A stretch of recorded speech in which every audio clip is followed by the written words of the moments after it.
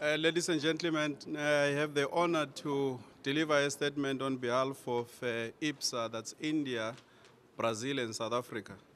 India, Brazil, and South Africa reiterate their grave concern regarding the Israeli settlement policy in the occupied Palestinian territories, including East Jerusalem.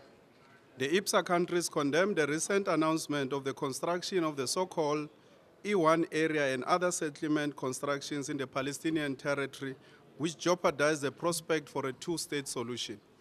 In this regard, the IPSA countries believe that continuing settlement activities by Israel is not only illegal under international law, but also a major obstacle for peace efforts. We reiterate our call on Israel to stop settlement activities. Freezing settlement construction is, however, not enough. Settlement must be dismantled and the occupation must end. This is not a concession to be made in the course of negotiations, but rather an obligation as per various resolutions of the Security Council and international law. We condemn the violence by settlers against Palestinians and their property. Action is required against those indulging in such violence. We are also deeply disturbed by the evictions, demolition of Palestinian homes, and other measures that alter the realities on the ground. The IPSA countries believe the Security Council has an essential, irreplaceable role to play in the peace process. The promotion of peace in the Middle East is in the interest of all members of the United Nations and cannot be delegated to third parties. The Security Council can contribute by calling for complete halt to settlement activities, calling for the implementation of its own resolutions, and receiving regular reports by the Quartet on the progress achieved or lack thereof. The granting of observer state status to Palestine by the General Assembly with overwhelming support made it clear that there is no alternative to the two-state solution in the quest for peace in the Middle East. The IPSA countries call on both sides to resume negotiations on pending issues with a view to prompt realization of the two-state solution with a cohesive, secure, democratic, and economically viable Palestinian state, living side by side in peace and security with the State of Israel. I thank you. I think we are willing to take questions. I'm going to take a second stab at the same question, just to, I guess, to understand as a Security Council member, why no vote was called in the Council. I understand there wasn't unanimity, but there wasn't on Syria, and votes are called. What do you think? I mean, what does it say about the Security Council that on a topic like this, 14 members will come out and make their separate statements, and yet nothing can go forward?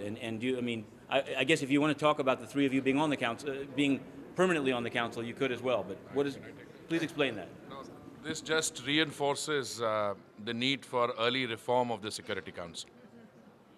But can you explain the difference with Syria? I guess who makes the decision not to call a vote? That's my last question. It's quite easy to explain because no explanation is really required.